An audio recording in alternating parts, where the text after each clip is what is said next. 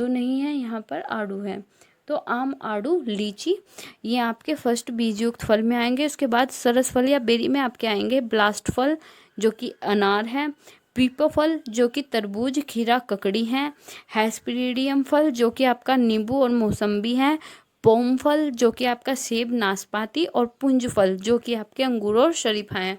Most important करके कह रही हूँ, आपको नोट कर लीजिएगा इसको कि बेलास्ट फल आपके अनार हैं, पीपो फल आपके तरबूज, खीरा, ककड़ी हैं, और हेस्पेरिडियम फल आपके नींबू और मौसम्बी हैं, और आपके पोम फल है जो। Hello, welcome to everyone. आज की वीडियो में हम देखेंगे तृणधान्य, दालें, सब्जियां, फल और सूखे मेवे। ये हमारा फूड साइंस की क्लास चल रही है। इससे पहले आपके लिए मैं वीडियोस अपलोड कर चुकी हूँ। अगर आपने नहीं देखी हैं तो आप चैनल पर जाकर प्लेलिस्ट में चेक कर सकते हैं। देखिए, ये देखने में आपको लगेगा कि हाँ, आपको ये बहुत नॉर्मल से क्वेश्चन है या फिर नॉर्मल सा टॉपिक है, आपको बहुत कुछ पता है। लेकिन जब आप वीडियो को पूरा देखेंगे तो आप समझेंगे कि इसमें बहुत सारे ऐसे पॉइंट्स हैं जो आपको नहीं पता, और एग्ज़ाम की दृष्टि से वो आपके लिए कितने महत्वपूर्ण हैं। वीडियो को शुरू करने से पहले प्लीज़ वीडियो को लाइक, शेयर, चैनल को सब्सक्राइब जरूर कीजिएगा। तो चलिए वीडियो शुरू करते हैं। देखिए, सबसे पहले हम देखेंगे भोज्य पदार्थों का वर्गीकरण। तो भोज्य पदार्थों का वर्गीकरण हम दो के अंतर्गत करते हैं। पहला है हमारा वनस्पतिक भोज्य पदार्थ, दूसरा है हमारा प्राणी जगत से प्राप्त भोज्य पदार्थ। वनस्पति जगत से जो भोज्य पदार्थ हम प्राप्त करते हैं वो है हमारे तृणधान्य, सूखे मेवे, शाक भाजी, फल, मसाले, शक्कर व गुड़, यानी कि जो हमें प्रकृति से प्राप्त होते हैं। इसके बाद में जो हम प्राणी जगत से प्राप्त करते हैं वे हैं हमारे दूध व दूध से निर्मित पदार्थ, अंडे, मांस और मछलियाँ। इसके बाद में सेकंड है हमारा तृणधान्यों की रचना। देखिए, तृणधान्य जो भी हमारे होते हैं, यानी कि धान्य मतलब कि हमारे अनाज, उनके 3 भाग होते हैं। पहला होता है भूसी, जो कि सबसे ऊपर की परत भूसी होती है। यह सामान्य सेलुलोज द्वारा निर्मित होती है। कई बार पूछ लिया जाता है कि जो आपके सबसे ऊपर की परत होती है भूसी, वो किससे निर्मित होती है, तो वो सेलुलोज द्वारा निर्मित होती है। नंबर 2 है आपका भ्रूणपोष, जो कि बीज के केंद्र में उपस्थित पदार्थ भ्रूणपोष कहलाता है। यह पूरे भाग का 82% होता है। भ्रूण अथवा जनन कोशिका, यह दाने के किनारे, नीचे के किनारे पर स्थित होता है, और इसी भाग से पौधे का अंकुर फूटता है। तो आप यहाँ इमेज में देखकर भी इस चीज़ को समझ सकते हैं। फिर है स्केलेटम, भ्रूण कोश और जनन कोशिका के बीच का पर्दा होता है। इसमें विटामिन बी की अधिकता होती है। ये मोस्ट इम्पोर्टेंट करके आप इसको नोट कीजिएगा कि स्केलेटम है जो आपका, वो भ्रूण कोश और जनन कोशिका के बीच का एक पर्दा होता है, और इसमें किसकी अधिकता होती है, तो आपके विटामिन बी की इसमें अधिकता होती है। इसके बाद में सबसे पहले जो हमारा धान्य है वो है आपका गेहूँ एवं गेहूँ से बने भोज्य पदार्थ। तो देखिए, जो गेहूँ है उसके 3 रूप हमें अपने भोज्य पदार्थ में देखने के लिए मिलते हैं: गेहूँ का आटा, मैदा तथा सूजी। फिर गेहूं का पौष्टिक मूल्य, तो देखिए स्टार्च जो है आपका, वो गेहूं में 70 से 75% उपस्थित रहता है, और प्रोटीन आपकी इसमें 9 से 10% तक प्रोटीन पाई जाती है। प्रोटीन का इसमें जो आपका रूप पाया जाता है वो है आपका ग्लूटेन, यानी कि जो आपकी गेहूं में प्रोटीन उपस्थित रहती है वो आपकी ग्लूटेन के रूप में उपस्थित रहती है। ये इम्पोर्टेंट है। इसके बाद में नंबर 3 आपके विटामिन हो जाएंगे कि गेहूं में आपका विटामिन जो मिलता है वो है आपका विटामिन B1 और निकोटिनिक अम्ल। इसके बाद में खनिज लवण, तो गेहूं के आटे में कैल्शियम, फास्फोरस तथा आयरन तीनों पाए जाते हैं। और लेकिन जो आपकी सूजी होती है, जो कि आपके गेहूं का ही रूप है, उसमें ये सब नष्ट हो जाते हैं। तो देखिए, स्टार्च आपका 70 से 75%, प्रोटीन आपकी 9 से 10, और विटामिन आपका B1 तथा नियासिन, निकोटिनिक अम्ल, और जो आपके खनिज लवण हैं वो है आपके कैल्शियम, फास्फोरस तथा आयरन।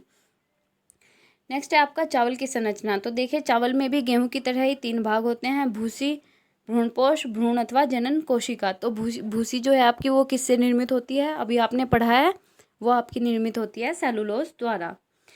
तो देखिए, चावल में आपके स्टार्च 80%, प्रोटीन आपकी 6 से 7%, और विटामिन जो है आपके वो भी इसमें B1 तथा निकोटिनिक अम्ल पाए जाते हैं। खनिज लवण तो देखिए जो आपका मोटा चावल होता है जिसको कि धान बोलते हैं, तो धान में आपका लौह लवण पाया जाता है, परंतु जो आपके चावल होते हैं इसमें इसकी मात्रा बहुत कम हो जाती है। यानी कि लौह लवण जो है आपका वो आपके मोटे चावलों में पाया जाता है, लेकिन जो जैसे जैसे चावल आपके वैरायटीज़ बनती जाती है तो उसमें उसकी मात्रा कम होती जाती है।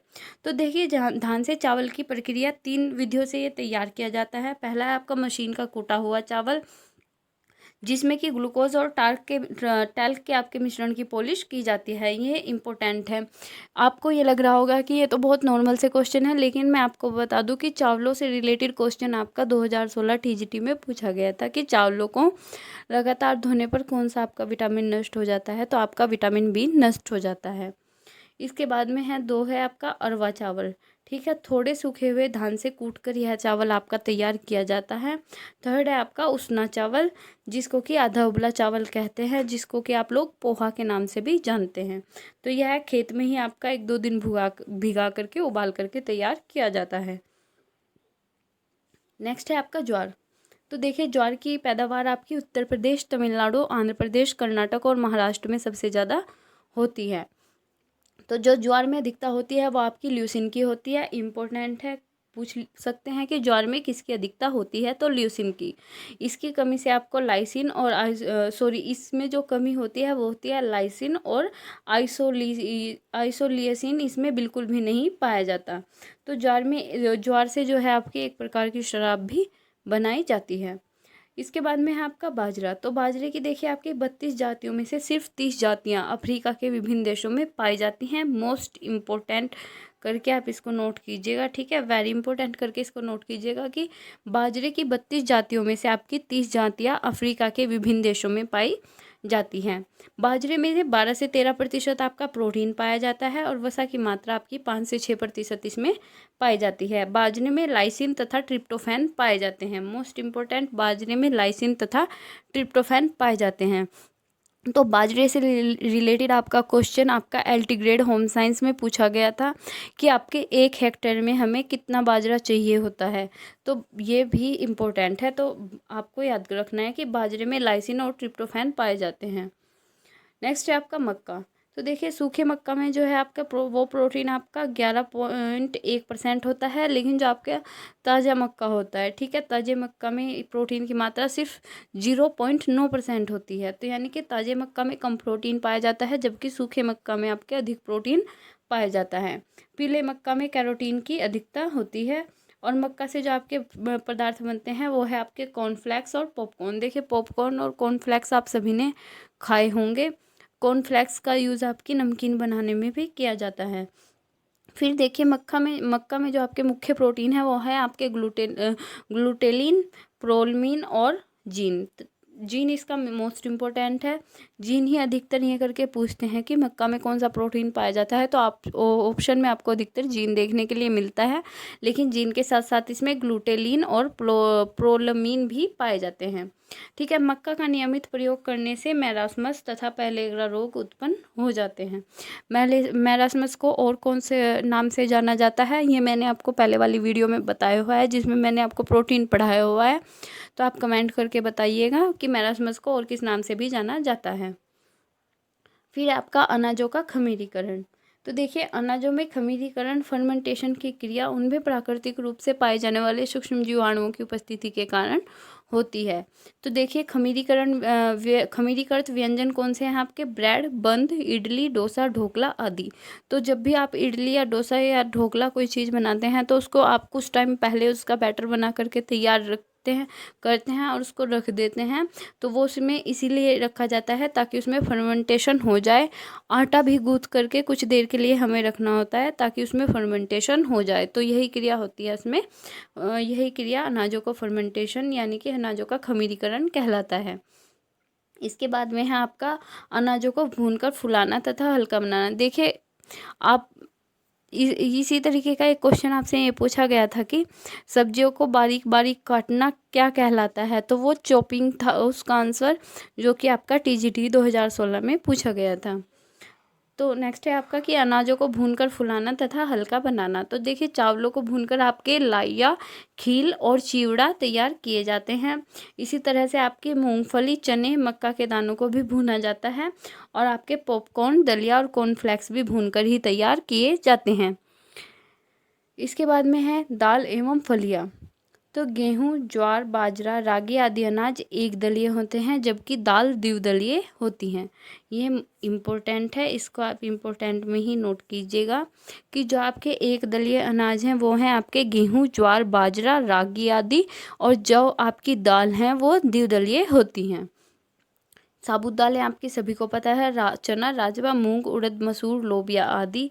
और दली हुई दालों में आपके आएंगी कि दालों को जब चक्की या मशीन से दलकर 2 भागों में विभक्त कर दिया जाता है, जिससे इनका छिलका उतर जाता है और विटामिन बी नष्ट हो जाता है। तो इम्पोर्टेंट है, मैंने आपको पहले भी बताया है कि विटामिन बी से रिलेटेड क्वेश्चन आया था, तो पूछ सकते हैं कि दालों को दलने से कौन सा विटामिन नष्ट हो जाता है। तो आपका विटामिन बी दालों को दलने से नष्ट हो जाता है। इसके बाद में देखिए दालों का पौष्टिक मूल्य। तो दालों में आपका प्रोटीन 20 से 25% पाया जाता है, वसा आपकी 1 से 2% पाई जाती है, कार्बोहाइड्रेट आपका 55 से 60% पाया जाता है, और जीवन सत्व जिसको कि विटामिन जिसको कि जीवन सत्व भी कहते हैं आपका B1, B2 तथा नियासिन इसमें पाए जाते हैं। खनिज लवण आपका इसमें 60 से 240 मिलीग्राम पाए जाते हैं। और दालों का आहार में उपयोग। तो दालों के 60 से जो 70 ग्राम है वो एक आदमी के लिए, वयस्क के लिए 60 से 70 ग्राम प्रतिदिन आहार में दाल लेना आवश्यक होता है। तो देखिए दालों के विषाक्त पदार्थ यानी कि जो दालों में मिलाए जाते हैं वो विषाक्त पदार्थ कौन से हैं आपके, तो ट्रिप्सिन अवरोधक, हीमोग्लूटामिन्स तथा विकास अवरोधक और अन्य तत्व जिनकी दालों में आपके मिलावट की जाती है, ये भी आपका इम्पोर्टेंट है। कौन कौन से विषाक्त पदार्थ हैं आपके, ट्रिप्सिन अवरोधक, हीमोग्लूटामिन्स और विकास अवरोधक तथा अन्य तत्व। इसके बाद में है आपका केसरी दाल का उत्पादन एवं उपयोग मध्य प्रदेश में अधिक किया जाता है। इसके प्रयोग से यहाँ पर लेथरिज्म है नामक रोग हो जाता है। तो देखिए आपने सुना भी होगा और ये क्वेश्चन लगभग आपका 12th क्लास से चला आ रहा है और काफ़ी बार ये एग्ज़ाम में भी पूछा गया है कि आपके जो अरहर की दाल है उसमें किस चीज़ की मिलावट की जाती है, तो आपकी केसरी दाल या खेसरी दाल की उसमें मिलावट की जाती है, जिसका सर्वाधिक उपभोग और उपयोग दोनों ही आपका मध्य प्रदेश में किया जाता है। ठीक है, इस दाल के से आपको लेथरिज्म होने की संभावना रहती है। फिर विभिन्न प्रकार की सब्जियों का वर्गीकरण। तो देखिए पौधे के भाग के आधार पर वर्गीकरण हम जब करेंगे तो वो होगा आपका पालक, मेथी, बथुआ, सरसों और चौलाई आदि।